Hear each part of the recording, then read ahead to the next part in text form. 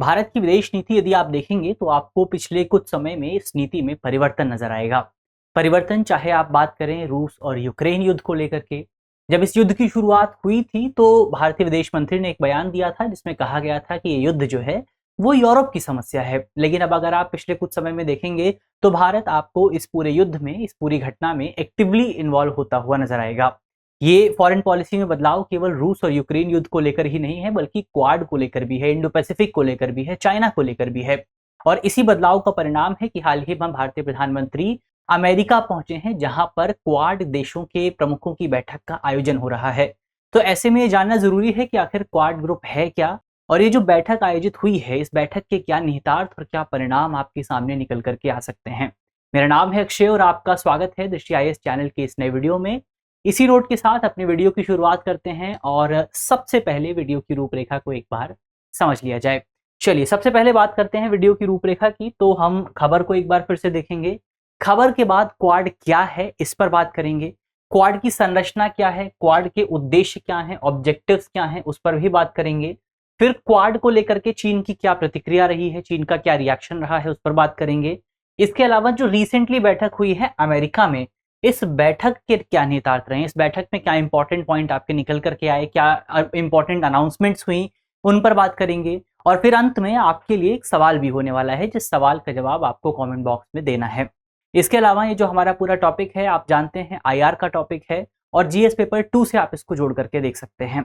चलिए इसी नोट के साथ वीडियो की शुरुआत करते हैं। और सबसे पहले आपके लिए एक अनाउंसमेंट ये है कि यदि आप UPSC की तैयारी कर रहे हैं और आप चाहते हैं कि आपका जो बेस हो, आपका जो फाउंडेशन हो वो मजबूत रहे, तो आप जो है हमारे इन सेंटर्स पर आकर के हमसे जुड़ सकते हैं। तो अलग अलग सेंटर्स पर आपको अलग अलग समय पर हमारे बैचेस शुरू होते हुए नजर आएंगे। जैसे अगर आप करोलबाग की बात करें तो यहाँ पर आपको हिंदी माध्यम का बैच मिलेगा, प्रयागराज में मिल जाएगा, लखनऊ में मिल जाएगा, जयपुर में है, इंदौर में है। तो इन तमाम जगहों पर आकर के जो है आप हमसे संपर्क कर सकते हैं। और अगर आप ऑनलाइन हमसे संपर्क करना चाहते हैं तो आपके लिए एक नंबर भी है, नंबर आप नोट कर सकते हैं 8750187501। तो ये आपके सामने नंबर है, जिस नंबर पर आप हमसे संपर्क कर सकते हैं। तो यहाँ पर ये आपके काम की बात हुई, आपकी तैयारी और ज्यादा मजबूत होगी। चलिए अब इसी नोट के साथ आगे बढ़ा जाए और सबसे पहले यहाँ पर खबर पे बात की जाए। खबर क्या है? खबर यही है कि दुनिया भर के 4 प्रमुख देशों के प्रधानमंत्री अमेरिका में एकत्र हुए हैं। कौन कौन से 4 देश हैं वो? क्वाड ग्रुप जो है वो 4 देशों का ग्रुप है, जिसमें आपको भारत, अमेरिका, जापान और ऑस्ट्रेलिया देखने को मिलते हैं। तो भारतीय प्रधानमंत्री इसमें शामिल हुए हैं, अमेरिका के राष्ट्रपति जो बाइडेन यहाँ पर शामिल हुए हैं, ऑस्ट्रेलिया के प्रधानमंत्री एंथनी अल्बनीस यहाँ पर शामिल हुए हैं और जापान के प्रधानमंत्री फूमिको किशिदा यहाँ पर शामिल हुए हैं। तो ये चारों जो रिप्रेजेंटेटिव हैं उन्होंने क्वाड के शिखर सम्मेलन में हिस्सा लिया और इस सम्मेलन का आयोजन जो है वो अमेरिका के विलिंगटन डेलावर में किया जा रहा है। और इसकी खास बात यह है कि ये अमेरिका के राष्ट्रपति जो बाइडेन का जो है होम टाउन भी है, जहां पर इसका आयोजन हो रहा है। और इस समिट के दौरान इंडो पैसिफिक क्षेत्र खासतौर पर चर्चा में रहा, हर बार चर्चा में रहता है जब भी क्वाड की बात आती है। और इसमें इंडो पैसिफिक क्षेत्र में शांति, प्रगति और समृद्धि पर काफी ज्यादा चर्चा की गई। तो ओवरऑल यहाँ पर हमने खबर को देखा कि खबर क्या है। अब यहाँ पर खबर को समझने से पहले कि क्वाड ग्रुप की जो बैठक हुई है वहां पर क्या चीजें निकल करके आई हैं, उससे ज्यादा इंपॉर्टेंट यह है कि सबसे पहले हम क्वाड ग्रुप के बारे में बात कर लें कि क्वाड ग्रुप है क्या। तो क्वाड ग्रुप को अगर आप समझें तो इसको आप इसकी फुल फॉर्म कह सकते हैं क्वाड्रिलेटरल, क्योंकि इसमें 4 देश शामिल हैं। क्वाड्रिलेटरल सिक्योरिटी डायलॉग इसको कहा जा सकता है। इसकी शुरुआत कब हुई थी? तो अगर आप इसके इतिहास को ट्रेस करने जाएंगे तो इसका इतिहास 2004 की सुनामी से जुड़ा हुआ है। 2004 में आपको हिंद महासागर में एक बहुत गंभीर सुनामी देखने को मिली थी और उसी के बाद बेसिकली एक अनौपचारिक गठबंधन के तौर पर, एक इनफॉर्मल ऑर्गेनाइजेशन के तौर पर जो है क्वाड का गठन किया गया था।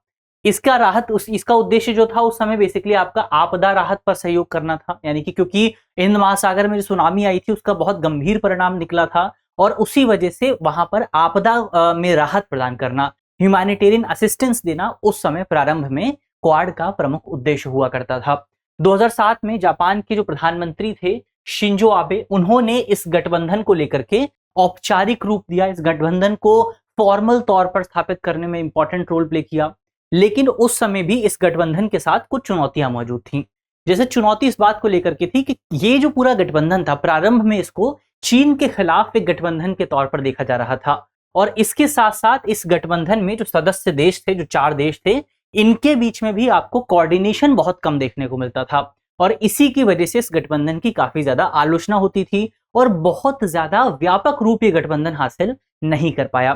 तो 2007 में इसको औपचारिक रूप दिया गया, लेकिन लंबे समय तक इसका कुछ नहीं हो पाया। लेकिन फिर धीरे धीरे अंतरराष्ट्रीय स्तर पर आपको चाइना का उदय देखने को मिलता है और इस चाइना के उदय का परिणाम रहता है कि 2017 में बेसिकली जो आपका क्वाड ग्रुप है उसको पुनः जो है उजागरित किया जाता है, उसको पुनः जो है जीवित किया जाता है, उसको री इमर्जेंस उसका देखने को मिलता है।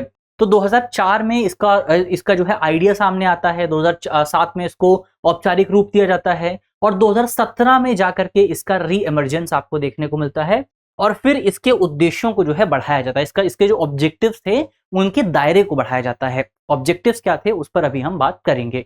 तो सबसे पहले हमने यहाँ पर देखा कि आपका क्वाड ग्रुप है क्या और इसका गठन क्या हुआ है, इसका इतिहास किस तरह का रहा है।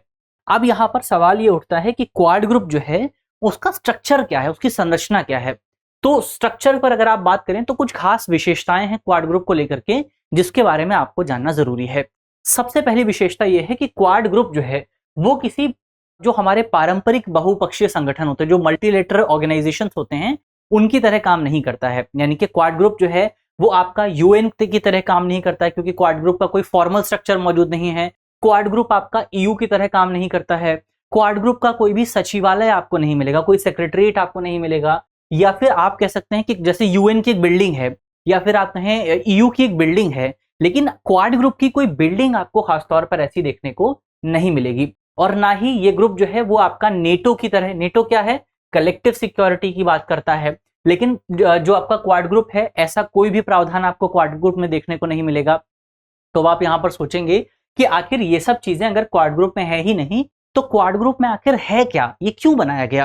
क्वाड ग्रुप जो है उसमें बेसिकली आपके जो सदस्य देश हैं उन सदस्य देशों के बीच में जो मौजूदा समय में सहयोग होता है, जो सहयोग के लिए समझौते हुए हैं, उन्हीं समझौतों को आगे बढ़ाने पर ध्यान केंद्रित करता है, उसी सहयोग को और ज्यादा मजबूत करने पर ध्यान केंद्रित करता है।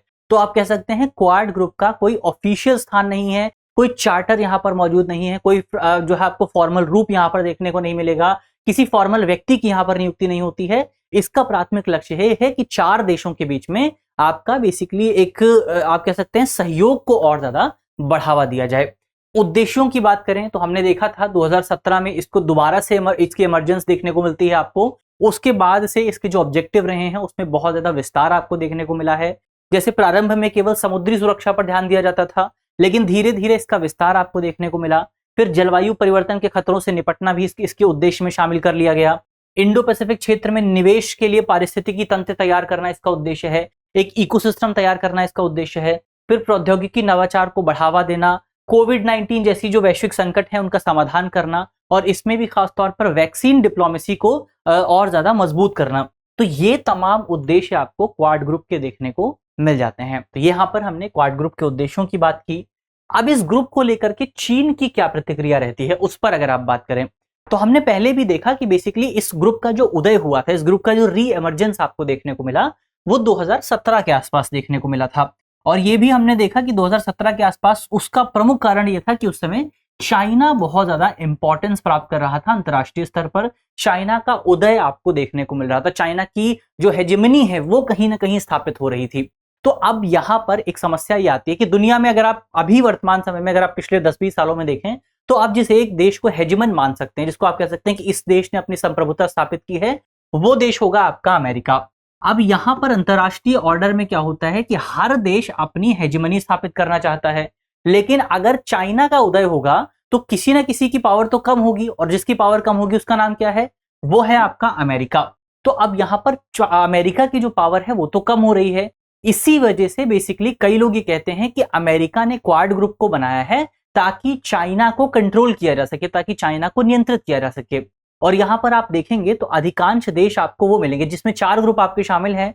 और चारों ग्रुप आपके कौन कौन, चारों देश कौन कौन से हैं? चारों देश आपके वो देश हैं जो कि इंडो पैसिफिक रीजन में आपको देखने को मिलते हैं।